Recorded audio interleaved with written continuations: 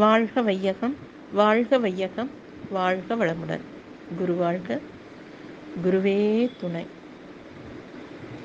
நாமக்கல் மனவளக்கலை மன்றத்தினுடைய வெள்ளி விழா சிறப்பு மலர்லேருந்து ஆலயங்களின் அடிப்படை தத்துவம் அப்படிங்கிற தலைப்பிலையும் தாலியின் தத்துவத்தை பற்றியும் குங்குமம் விபூதி எதற்காக அணிந்து கொள்கிறோம் அப்படிங்கிறத பற்றியும் சுவாமிஜி அவர்கள் விளக்கிய விஷயங்களை வாசிக்க இருக்கிறோம். முதல்ல ஆலயங்களின் அடிப்படை தத்துவம் அப்படிங்கிறத பற்றி சுவாமிஜி அவர்கள் சொல்கிறார். ஆலயங்களில் விக்கிரக வழிபாடு செய்கின்றார்களே, அதிலே 2 வகை. ஒன்று, ஒரு தகடு, பஞ்ச உலோகங்களால் ஆன தகடு, பஞ்சலோகங்களால் ஆன தகடு. அதில் அக்ஷரங்களை எழுதி சில மந்திரங்களை உருப்போட்டு எந்தெந்த நன்மைகளை மனிதன் அடைய வேண்டுமோ அவற்றிற்கெல்லாம் ஒத்தவாறு ஒரு உயிர்க்கு எழுச்சி கொடுப்பதற்கு வைப்ரேஷன் தரத்தக்க மந்திரங்களை அமைத்து கீழே புதைத்து வைத்துவிட்டு அதற்கு மேலே ஒரு உருவம் வைப்பார்கள். இதுதான் ஆலயம். ஒரு தகடு, பஞ்சலோகங்களாலான தகடு, அதில் அக்ஷரங்களை எழுதி சில மந்திரங்களை உருப்போட்டு எந்தெந்த நன்மைகளை மனிதன் அடைய வேண்டுமோ அவற்றிற்கெல்லாம் ஒத்தவாறு ஒரு உயிர்க்கு எழுச்சி கொடுப்பதற்கு வைப்ரேஷன் தரத்தக்க மந்திரங்களை அமைத்து கீழே புதைத்து வைத்துவிட்டு அதற்கு மேலே ஒரு உருவம் வைப்பார்கள். இதுதான் ஆலயம். இப்படி தினந்தோறும் அதே மந்திரங்களை உச்சரிக்க மனிதன் ஆலயத்தை சுற்றி வர வர அங்கே ஒரு வகையான ஆற்றல் களம் உண்டாகி போகிறது. அந்த மாதிரி சுற்றி வர வர எந்த இடத்திலேயும் ஒரு சக்தியை சுழற்றி விட்டீர்கள் என்றால் அது நீண்ட காலம் சுழன்று கொண்டு இருக்கும். அது ஒரு தத்துவம். எந்த இடத்திலேயும் ஒரு சக்தியை சுழற்றி விட்டீர்கள் என்றால் அது நீண்ட காலம் சுழன்று கொண்டு இருக்கும். அது ஒரு தத்துவம். அதில் இன்னொரு சக்தி நுழைவது என்றால் அது ரொம்ப சிரமம். நுழையும் சக்தி அதற்கு அதை விட நுண்ணியதாக இருக்க வேண்டும். The intruding force should be of like vibration or it should be subtler. அதுவே காப்பு ஆகவும் அமையும்.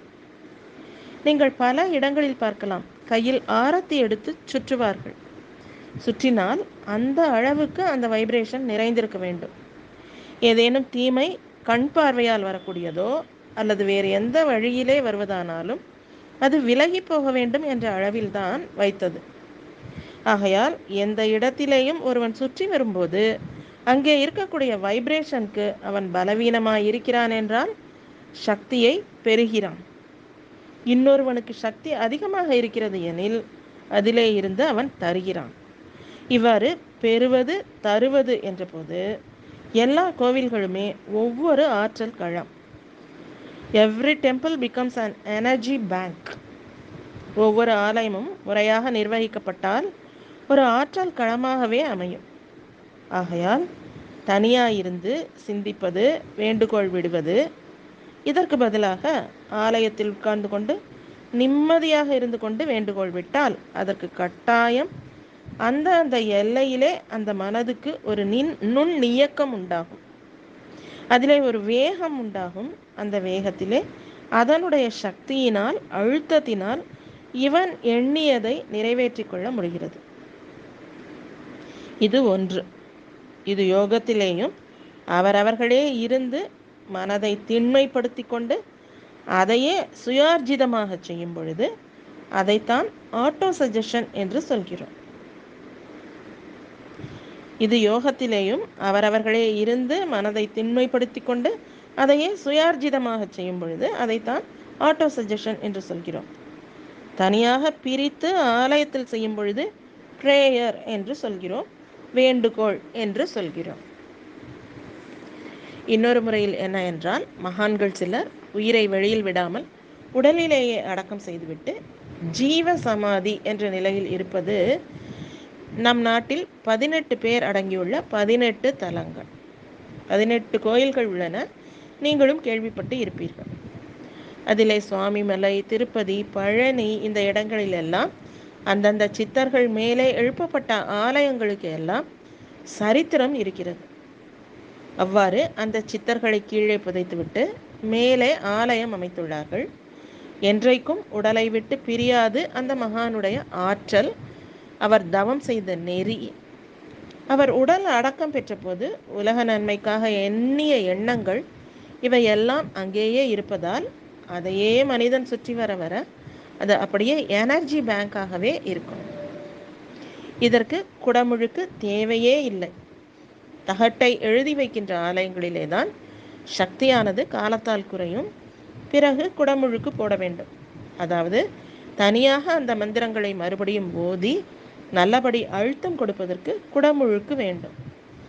ஆனால் இந்த சித்தர் கோயில்களுக்கு அது தேவையில்லை. அப்படி செய்கின்றார்கள் என்றால் தெரியாமல் செய்கின்றார்கள் என்றுதான் அர்த்தம். நான் இதுவரை விளக்கியதிலிருந்து ஆலயங்களின் அடிப்படை தத்துவம் என்ன என்பது உங்களுக்கு தெளிவாகி இருக்கும். தாலியின் தத்துவம். உங்கள் நாட்டில் பெண்களுக்கு காலில் மெட்டி போடுவது ஏன் என்று கேட்கப்படுகிறது. மணமகனானவன் மனைவியின் காலை தூக்கி அம்மி மேல் வைப்பது ஏன்?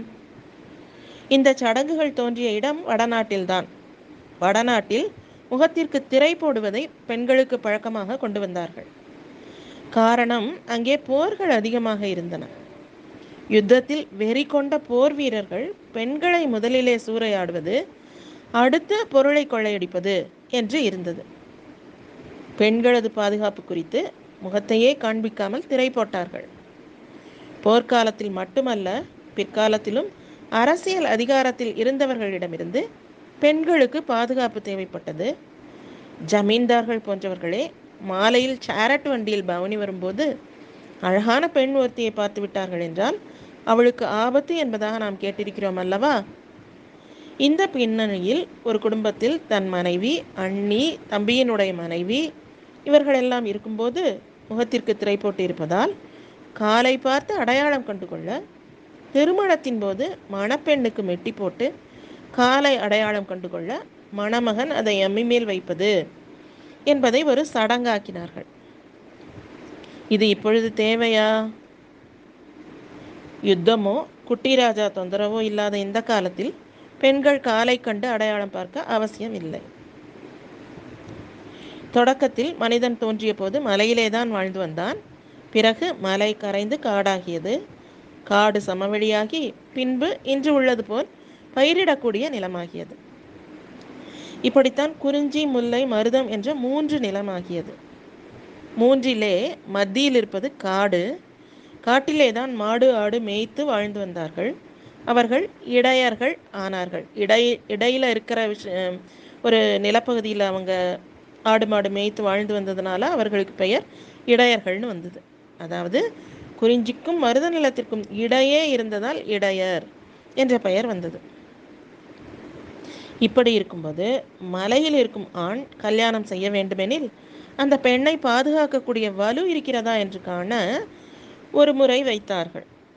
கொடிய விலங்கொன்றை வென்று அதனுடைய பல் போன்ற ஒரு பாகத்தை கொண்டு வந்து எல்லார் மத்தியிலும் காண்பித்து சான்றிதழ் வாங்க வேண்டும். அவ்வாறு கொண்டு வந்த பல்லிலேயே ஒரு கயிற்றை கட்டி அந்த பெண்ணின் கழுத்தில் தாலியாக கட்டுவது என்று ஆகியது. புலிப்பல் தேடும் காலம் போய் புலிப்பல்லை போலவே 2 நாக்கு வைத்து தங்கத்தால் செய்த ஒரு சின்னத்தை கட்டலாயினர். பிறகு பொன் விலை கூடிய போது கட்டுப்படியாகவில்லை என்று உள்ளே அரக்கு ஏற்றினார்கள். இதுதான் இப்பொழுது தாலி.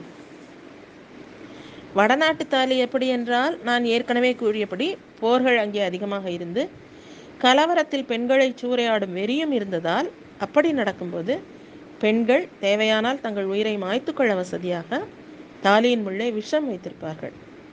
வாய்க்கு எட்டும் தொலைவில் தாலியை கட்டினார்கள். ஆனால் பிற்காலத்தில் எதிரி தொந்தரவு இல்லாத போது கணவன் மனைவி பிணக்கு வரும்போதே விஷத்தை சாப்பிட ஆரம்பித்தார்கள் சில பெண்கள். விளைவாக தாலியில் விஷம் வைக்கும் பழக்கம் நிறுத்தப்பட்டு இப்பொழுது அரக்காகிவிட்டது. இப்படி சடங்குகளை அலசி பார்க்கும்போது ஒவ்வொன்றுக்கும் ஒவ்வொரு காலகட்டத்தில் அவசியம் இருந்திருக்கிறது என்பது தெரிய வருகிறது. குங்குமம், விபூதி எதற்காக? மேல் நாடுகளில் பயணம் செய்யும் போது உங்கள் நாட்டு பெண்கள் நெற்றியில் என்னமோ வைத்துக் கொள்கிறார்கள், அது என்ன என்று கேட்கிறார்கள். அது குங்குமம். குங்குமம் மஞ்சள் மூலம் செய்யப்படுவது. மஞ்சளுக்கு இன்னொரு குணம் என்னவென்றால், நெற்றியில் வைத்தார்கள் என்றால் ஒரு குறிப்பிட்ட தூரம், 1 கெஜம் அல்லது 2 கெஜ தூரம் வரைக்கும் பாம்பு கூட கிட்டே நெருங்காது. பாம்பை ஓரிடத்தில் பார்த்தார்கள் என்றால் அங்கே மஞ்சள் தூளை தூவிவிடும் பழக்கத்தை நீங்கள் சிலராவது பார்த்திருக்க கூடும். அவ்வாறு தூவிவிட்டால் அங்கே பாம்பு நெருங்காது. அந்த காலத்தில் தரை மட்டத்திற்கு வீடுகள் இருக்கும். வீட்டுக்குள் பாம்பு நுழையாமல் இருக்க கதவோரங்களில் 1 முழம் உயரம் மஞ்சள் தடவப்பட்டது, குங்குமம் இடப்பட்டது. சந்தனத்திற்கும் நுண்கிருமிகளின் வளர்ச்சியை தடுக்கும் தன்மை உண்டு. எனவேதான் பெண்கள் குங்குமம் வைத்துக் கொள்வதைப் போல ஆண்கள் சந்தனமிட்டுக் கொள்ளும் பழக்கம் வந்தது. திருநீறு, அதாவது விபூதியிலும் ஒரு குணம் உண்டு.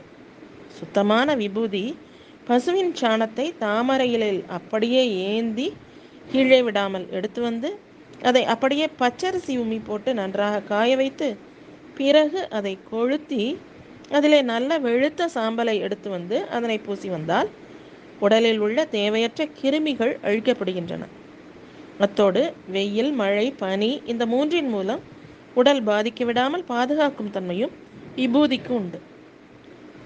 அது மாத்திரமல்லாமல் உள்ளுக்கு சாப்பிட்டாலும் கூட விபூதியிலே உள்ள கந்தக சேர்க்கை சில நோய்களை தீர்க்கும். ஆகையால் தான் எந்த நோய்க்கும் விபூதி கொடுப்பது என்ற பழக்கம் ஏற்பட்டது. இன்றுள்ள விபூதி உண்மையான விபூதி அல்ல, வெறும் சாம்பல் அல்லது சாக்பீஸ் தூள். அதுபோலவே இப்பொழுதுள்ள குங்குமம் பெரும்பாலும் கலந்துள்ள சேர்க்கையே. சடங்குகளில் உள்ள உண்மை கருத்துகள் தெரியாத காரணத்தினால் குங்குமம் நிறம் மாறி போய்விட்டது. அங்கங்கே உள்ள அறிஞர்கள் ஒன்று கூடி ஒவ்வொரு சடங்கின் அர்த்தத்தை ஆராய்ந்து தேவையானவற்றை எடுத்துக்கொண்டு தேவையில்லாதவற்றை விட்டுவிட வேண்டும்.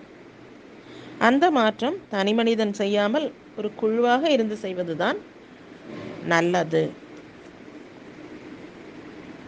இவ்வாறாக பல்வேறு சடங்குகளுக்கான அர்த்தங்களை சுவாமிஜி அவர்கள் விளக்கும் பொழுது நமக்கே கூட ஒரு சில சடங்குகளை செய்வதா வேண்டாமா என்பதற்கான விடைகள் கிடைக்கின்றன. செய்யக்கூடிய விஷயங்களையும் பொருள் புரிந்து கொண்டு அர்த்தத்தோடு நாம் செய்யும் பொழுது அதற்கு இன்னும் கொஞ்சம் மகத்துவம் கூடும் இல்லையா? அதற்கு சுவாமிகள் நமக்கு எல்லா விஷயங்களுக்குமான பொருட்களை ஆராய்ந்து கொடுத்திருக்கிறார்கள். எல்லாவற்றையும் உள்வாங்கி கொண்டு நடைமுறைப்படுத்த வேண்டிய ஒரு விஷயம்தான் நம்ம பண்ண வேண்டியது. அதுக்கு எல்லாம் வல்ல இறையருளும் குருவருளும் நமக்கு என்றென்றும் துணை நிற்க பிரார்த்திப்போமாக. வாழ்க வையகம், வாழ்க வையகம், வாழ்க வளமுடன். குரு வாழ்க, குருவே துணை.